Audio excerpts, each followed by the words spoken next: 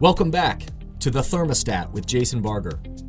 If you're currently on a commute, a walk, or just a micro break in your day, glad you're making time to step back, to think, and to reflect on the next steps on your journey. I've never been more convinced. The best leaders and team cultures in the world are the ones that make time to step back and calibrate their thermostat. I hope today's conversation leaves you feeling grounded and inspired. Now let's dive into today's topic to engage our minds and hearts in order to authentically lead and create compelling cultures wherever we are in the world. I hope this message and today finds you well. Obviously, our thoughts and prayers and good well wishes are out there with anybody in the world right now who is obviously hurting or challenged, unhealthy. Also trying every day to begin my day with being grateful for those first responders and those people out there in the world that are, serving right now, serving the needs of other people. So we're thinking about them all along the way. I know that the most important thing, or at least for me, and what I'm hearing from so many different people across the country and around the world during these times, is our mindset and how we show up every single day to our own personal lives, to our families, to our communities, and certainly to the teams and organizations that we serve are critical. And navigating our way through this is going to require that our minds and our hearts are aligned with the values and the type of leaders that we're trying to be in the world every single day. These are disorienting times, no doubt about it, for all of us as individuals, but certainly for families and businesses.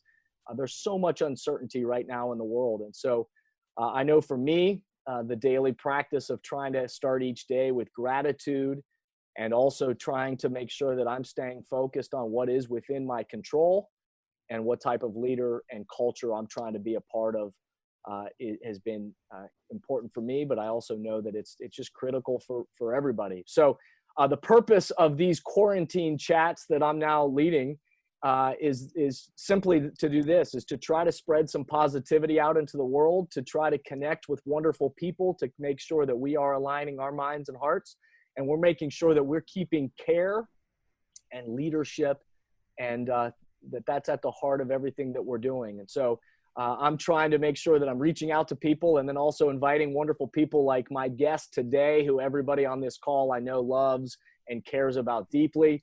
Howard Behar, who, famously gets talked about as the former president of Starbucks, when Howard, of course, was with them when they had 25 stores.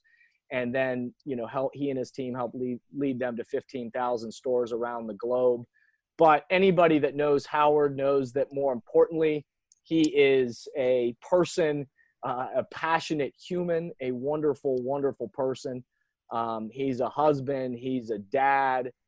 He's been an amazing mentor for me and just a friend. So I'm excited to welcome Howard from Palm Springs. How are you, my friend? I'm doing great. It's tough times, I think, for all of us. And certainly I'm not relieved of that. And it's looking for ways to keep yourself going and keep yourself alive and trying, like you say, remember that there are no stressful situations, only stressful responses. And trying to make sure that my responses are appropriate and that I don't get carried away. So I'm doing great, and my wife is doing great, and we feel fortunate and have a lot of gratitude for where we are, because there's a lot of people that don't have what we have, and it's not easy for them. Yeah, absolutely. And I'll just say, because people on this call again love you, and the end of 2019 and certainly 2020 is a time that has been quite challenging for you and Lynn, health-wise, and now this is happening. And I'm so glad you and I, of course, have talked a lot throughout this process to know that you're safe and well and healthy, and so glad that you've recovered and doing so great now. But man, 2020 has not been, we're grateful that you're here, but it's been a challenging run so far for the Behar family. Yeah, it's been tough. When my wife was diagnosed with bladder cancer and in the fall of last year, and so dealing with that. And then I got sepsis in my pacemaker and was extremely sick and in the hospital for 2 weeks, and then 8 weeks on intravenous antibiotics. And it was a tough time. I mean, there was a time when I thought I wasn't going to make it. My wife thought I wasn't going to make it, and I did. Knock on wood. I was fortunate that I did, and Yeah. and so I survived it, and I'm still here. I'm still here doing what I love to do: nurture and inspire the human spirit every day, beginning with myself first, and then for others. Yeah. That's the mission. No doubt. And that's why, again, we're all excited to be talking with you today, because nurturing that human spirit and, those words, for me at least, take on a whole new feeling these days, that every single day that we wake up and it feels like Groundhog Day, that, oh my gosh, I almost have to remind myself. I'm trying not to watch too much of the news, but you have to then remind yourself of what's happening around the globe. And it just feels like this, this thing that, of course, is actually growing around the world. But to nurture the human spirit and to navigate our way through this, what would you say about what are you doing to try to stay positive and to make sure that you are staying healthy and your mindset and nourishing that human spirit in this time of isolation and quarantine? What are you doing? Well, like I've always believed that, when you're serving others, you forget about your own stuff, and you just are. I'm focused on that, and I do it in small ways. And I although I'm not working at Starbucks, I haven't been for a long time. There's been a lot of people from Starbucks that have reached out because they're having all sorts of problems and right now, and so I've been doing a lot of podcasts with groups of Starbucks people, and so that gives me an opportunity to focus on them and try to help them a little bit, and then I do what I can do. Lots of charitable stuff right now. I'm really trying to reach out to people in need and trying to organizations that have need. And Howard Schultz started who was the chairman of Starbucks, started a fund called the Plate Fund in Seattle, or in King County, Washington, which is Seattle is a major part of it. That's to help people that are in the hospitality business that have lost their jobs. Get small grants to help them along the way as we go through this. But I think trying to find ways to support others, to uplift others. I mean, it's through humor. I can't believe how much humor is out there right now. Yeah. Every day somebody is sending me something, and I laugh, and and it's sometimes a little dark humor sometimes, but it still makes you laugh. And I'm amazed that it's what we need as human beings. We can't be just living in this dark place, but we need a little humor once in a while too.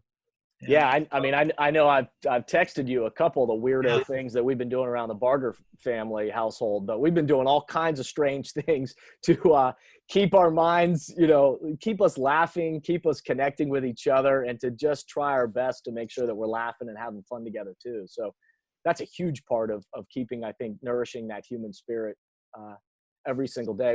When you think about leadership and values and all those things that you and I always talk about, how important to that, or how do you think that when we hit a time of crisis in an organization, in a team, in families, why is leadership? I mean, I'm asking this. This may seem like a simple question, but it's in those moments when leadership and culture is revealed.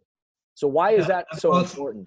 Yeah, I mean, forgetting organizations for a minute, it's the organization of one, yourself, right? If you're clear about your values, this is when they come out.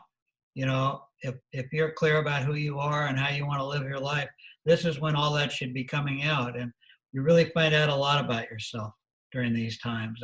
And particularly in organizations, the leaders that always have said, well, people are our most important asset, which I don't like that word, but asset, because people aren't assets, we're human beings.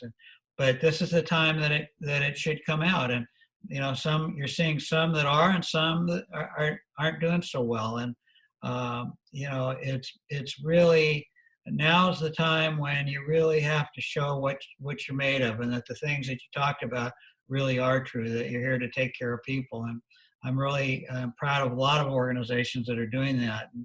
In my neck of the woods, ourselves, our Starbucks, Costco, Nordstrom, and many other organizations are just doing everything to support their people and not worrying so much about the short term or even the midterm about the company's success or any of that, or economics of the company. Just worried about their people, and that's what we need to do, and that's what leadership is about. There's many companies that aren't doing that. Yeah. Not very well anyway, and but there's a lot more that are, and that's what leadership. Now is the time when servant leadership comes alive. When things are going great and the numbers are up and everybody's happy and all that stuff, that's easy, because it's easy to give when you've got. But when you don't have, then it's more difficult to do. And some companies are struggling with that. And I had a conversation with a group the other day about layoffs. And I believe that the leadership has to take the pain first, whatever that is. That's because you can't talk to other people about taking pain until you've taken it, and whatever that means. And then you got to do everything you can to help people through this, economically and most importantly, emotionally, making sure that they still stay whole people, because it's difficult for a lot of people to deal with this. And then all of a sudden, their boss comes in or the leader of the company comes in and say, we're going to have to lay off a bunch of people. And, you can imagine if you don't have any money saved or any resources and you're struggling anyway, and then all of a sudden you don't have a job. That's catastrophic for many people, and you can understand why. And so our job is to serve them, is to help them, and to do everything we can. And that means, here's what it means: absolute truth, authenticity. We use that word a lot. Being your authentic self, being vulnerable.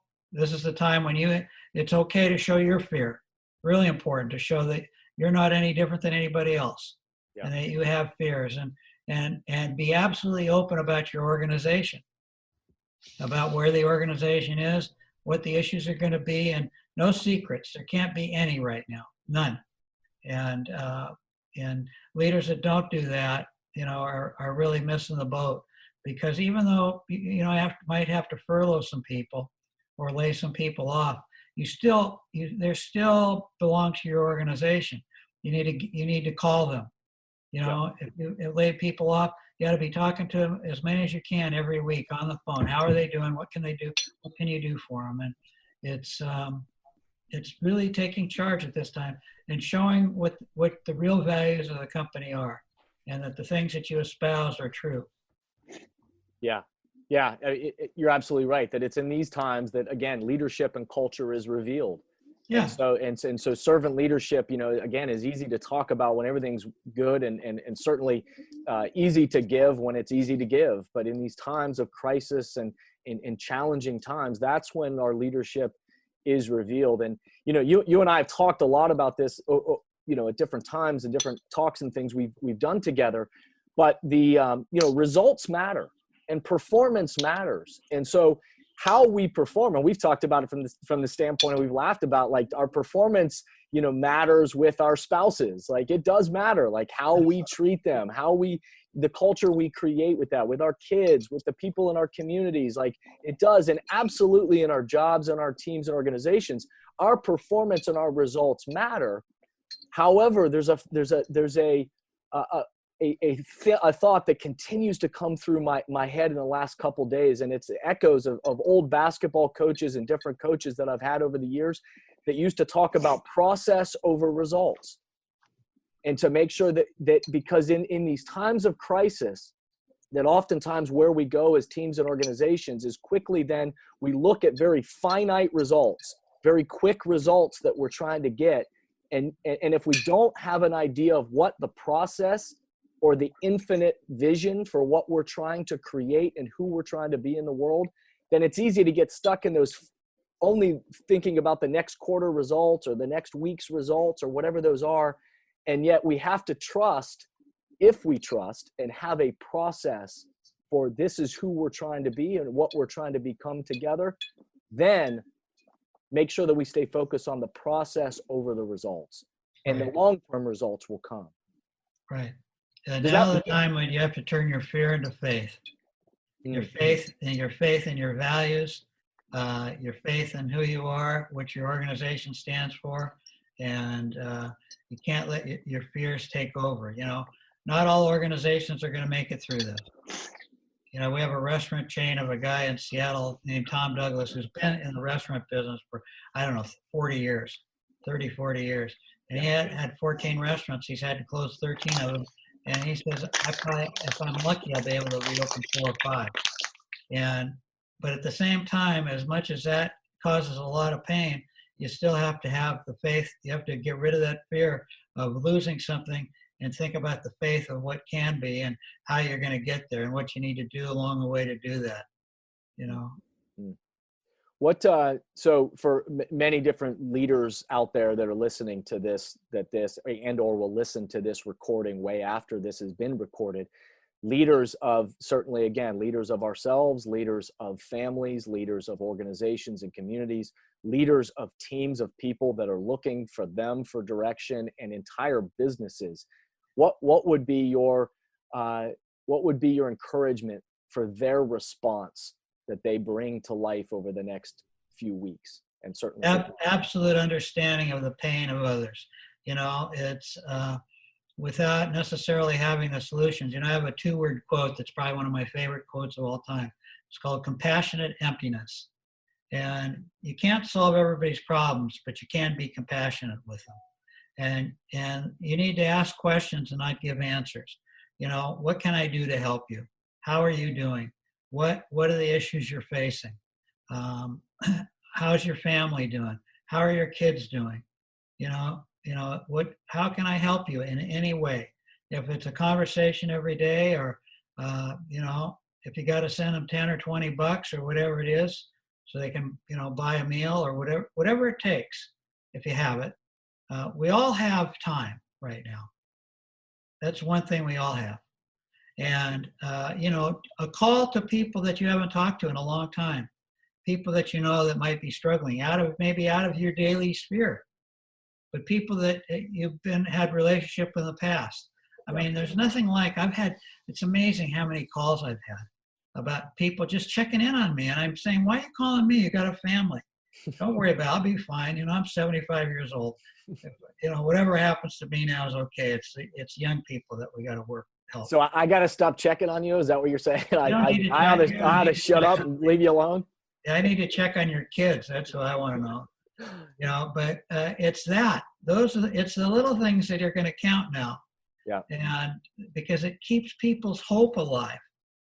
You know, and people need to know somebody cares about them. Yeah. That's going to be one of the biggest issues. You know, people are going to get laid off from some companies and they'll never hear from the company again. That is so destroying of one's feelings about themselves, their confidence. And that's why it's so important to stay in contact, to show that you do care and that you're here for them as best as you can be. Howard, another question I would ask is, because this is something I'm thinking about, is, you know, there are, whenever that time is, whether that's weeks or months or hopefully not years, that we are, quote unquote, coming out of this social distancing, this physical distancing with one another, and able to then be back. What are some of the things that you think are going to be, you know, what's going to be different for teams and organizations, or what is it that you hope that we're thinking about, or what are some maybe positive unintended consequences that could come of this? Well, you know, it's so easy to forget quickly. That's going to be, I think, one of our issues. Although I think we're in for a long haul here. This is not going to be short term, simply because until we get, you know, a shot that we can take where you know, the majority of the population can be okay through something like this, like the flu shots. You know, it's going to take a while, but it's to not forget that people are still the most important thing. Serving others is still the most important thing. You know, and sometimes, you know, and when you win a game, all of a sudden you think, God, aren't I great? And you forget about the people that helped you win that game. And so that's going to be important for us, is to make sure that we thank the people along this journey, along the way, and that we don't get caught up in ourselves. But I'm not too worried about that right now, although there'll be some that will do that. But I think that we'll be okay. And I think just remembering where we came from. You know, my parents were both immigrants. They were, my dad was 50 when I was born. He was born in 1895. And so he lived through the Second World War. He lived through the, the Spanish flu. He lived through the Second World War. He lived through the Depression. And, he used to always say to me, Howard, this too shall pass, whenever I was having problems.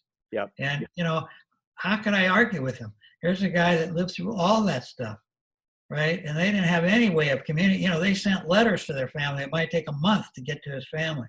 And here we can communicate with each other instantaneously. We can talk to our families every day, which is amazing. Isn't that amazing? It is. The world that we live in right now. Zoom calls, the cocktail parties at 5 o'clock, where we're talking to our friends. I mean, who would have ever thought? Yeah. That helps a lot. So, I mean, this too shall pass. Yeah. So my man Kenny out there asked a great question. He's saying, what is one thing that will, one change that you think will hold? So what's one change that you think that we're experiencing right now that you think will hold and continue in the kind of post-crisis time? I think Zoom, or whatever Zoom is. I think what's going to hold is this ability to communicate. I mean, people my age getting comfortable with doing this. You're kidding. And we're all really getting comfortable. I'm talking to 80 and 90-year-olds on Zoom, and we're having conversations. And I think the way we communicate, and I think that the knowledge that everybody doesn't have to be in an office to be productive. Yeah, there's definitely going to be this to get to an office. Yeah, this time is certainly forcing innovation for all of us, of learning new ways to communicate and do things. And so absolutely, I think some of those are going to change. Here's another question that's coming in. So there's a lot of fear within teams. And without having the benefit of knowing what ultimately will happen in the coming months, how can we lower the level of fear and uncertainty within a team? And, teams that are sitting there saying, man, I'm so fearful, and they're having a hard time trusting what they're seeing and feeling around them. What would you say to teams that are in that environment? The same thing that you would do inside your families is constant, consistent communication. Over when you think you've communicated enough, double it, triple it, right? And and sharing your feelings. This is the time when you have to really be able to put yourself out there, and you can express your fears as well. And also, talk about what we could do. Ask them, what can we do to make it better? I mean, questions are more important than talking. Well, you want to know what other people think. Yep, absolutely. And take it seriously. It's not. So I think over communicating now, all the time. And when you sense somebody's having really difficulties, individual communication. What can I do to help you? And try to help them through it.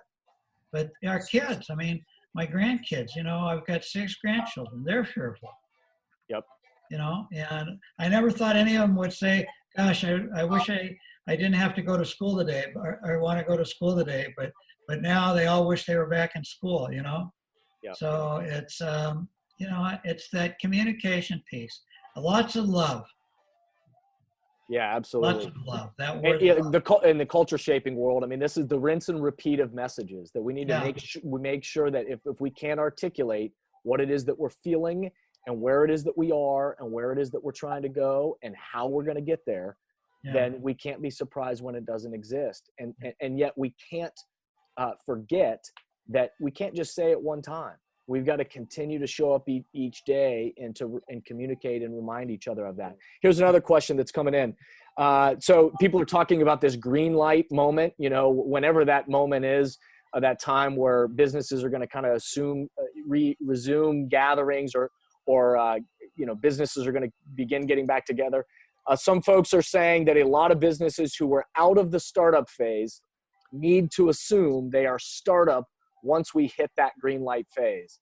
So the question is, do you agree with this? And what are one or two things businesses can do to switch to this kind of startup thinking? Yeah, I totally agree with that. I think it's not startup in the terms necessarily of the idea, or the concept of the business, but startup in the terms of what it's going to take to rebuild it. I'm on the board of a company that is a kind of a small medium-sized company. It's about 75 million in sales, highly profitable, and had some money in the bank. And it's questionable whether it's going to make it through it. And that is shocking all of us that it could be that quick. But yet we're this word pivot that all you young people use. I never figured that word out, but I get it now. That pivoting, trying to figure out another deal, and recognizing that we may have to go right back out and raise capital again, and start with a small team and build it again. I think it will come faster in many businesses. Some won't, but it'll come faster in many businesses because we kind of have an idea what to do. We have a history. So I think that will help. But even big businesses, a company like Starbucks that's off 60 or 70%, that's going to, can you imagine, right, what that's going to take to get that going again? And Starbucks has a lot of experience because they had to close 2,000 stores in China. And they're now been able to reopen 1,900 of them, but the volume's still off 40%. And so they're having to rebuild it slowly but surely. And I think any business that touches people, physically touches people, is going to have a longer pull, because it's going to take a while for people to gain the confidence again that they can be around other people. You can imagine a Starbucks, probably all of you've been in a Starbucks store. You know how long the lines can be sometimes. Well, if you got to be 6 to 8 feet apart, that line's going to be around the block. So, what are you going to do to deal with that? You're going to have to do different things than you've done before. I think that's the biggest thing. It's being as creative and have as much energy as you had when you were starting up, and trying to figure out new ways of doing things. You can do a lot of the things you did before, but there may be a lot of new things that you need to do. This is an example. Businesses that were so hooked on having everybody to come in and would force their people to drive long distances to get to work, when you're finding out, hey, I can be productive doing what we're doing. Maybe I come in one day a week. Yeah, do I really need to work 40 hours a week, or can I do it less, or what does it take? And I think being open to anything and everything, that's what we're going to have to do. And that's what startups do. Yeah, I was talking to a number of different companies just in the last few weeks, and different people that were saying they're starting to rethink this, that traveling of, sales folks or people that are, driving or even flying into a city for a 1-hour meeting and then quickly turning around and getting back on the plane and getting to the next place, that it's actually challenging them to say, maybe we can be more effective in the way that we communicate and save on that. And so there's going to be innovation that's going to come for how we create these touch points. And then where the conversation pivots is then also what I think we're going to realize, which is, and this is the phrase that continues to just echo in my brain the last few days, is there is power in congregating. There is power. And so not just for the little meaningless meeting, or not meaningless, but we don't need to go to that great effort or expense to get there for 1 hour to just have that meeting that we could do here. But when we then need to pull all of our people together, or to get a full team together where we can look each other in the eyes and truly connect and relate with one another, that there's power in congregation. And so what I think is going to happen is that we're going to get more efficient with how we communicate in tools like this, but we're also going to realize the value of congregating and getting aligned as teams and looking in the same direction. And so we're going to be more strategic about how and when we do that, because it's going I think you're absolutely right. It's going to be lots of little things. I'll give you an example. My son has a small business, and he's going through the same thing. People working from home, and they were always together in one office. And he sent out in a package in the mail, and it was a cocktail, mixes of a cocktail, all the things you need to make this specific cocktail from the Bahamas. It was pineapple juice, orange juice, and rum, and whatever else they needed. And he sent it in the mail, and he said, do not open until 3 o'clock on Friday afternoon. And they were having a Zoom call. They all opened their boxes at the time of the Zoom call, and they all made the cocktail, and they had their cocktail. I mean, awesome. It's amazing how creative we can be with the little things. Yep. Right. Yep. And being able to see each other, the internet, when we type an email out, your words could get taken wrong, but you can see me now. Yep. If I got a frown on my face or whether I'm smiling, you can see if I hope you can see if I care, and so we can have maybe a little more confidence in using technology than we've had. I mean, our kids certainly have had a lot of confidence in it.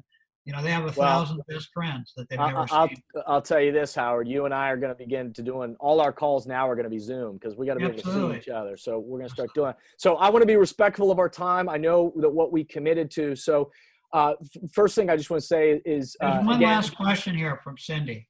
Oh, okay. We're here. Let's see. I'm in the grocery industry. As you can imagine, the challenges have been very different for us during these times.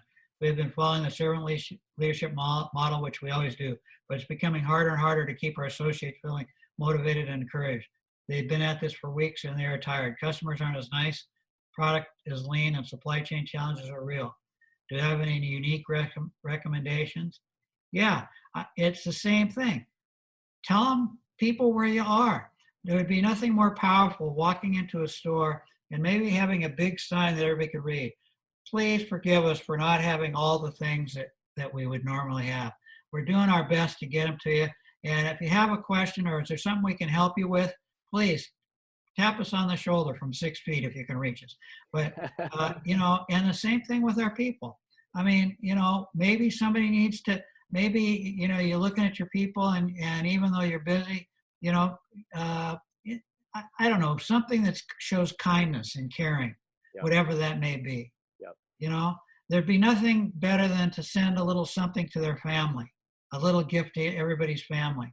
Probably somebody that's working in the grocery business. I don't know what that would be, but anything you can do to show that you're human, that your organization is human, and that you care about them. You know that they're tired.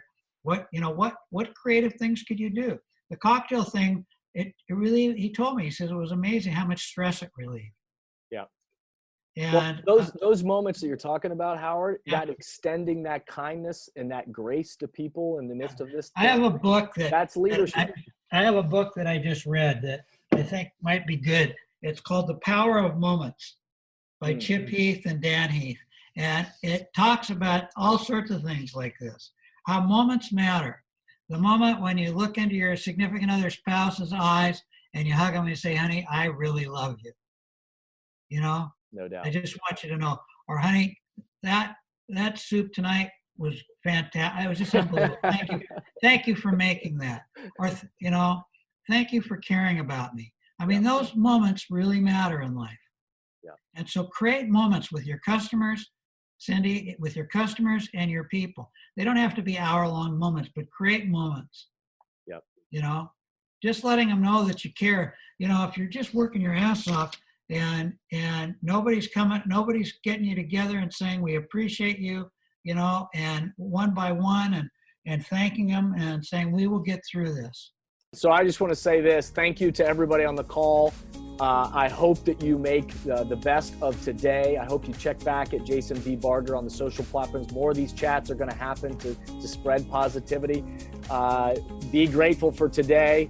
Who are you going to check in with? How are you going to work your body? These are all things that just came in the chat. And what beauty am I creating, cultivating, or inviting today? Have a great day. Be well. Take care. Bye-bye. Thank you for listening to today's podcast, and I hope the messages and questions stimulate positive change along your path.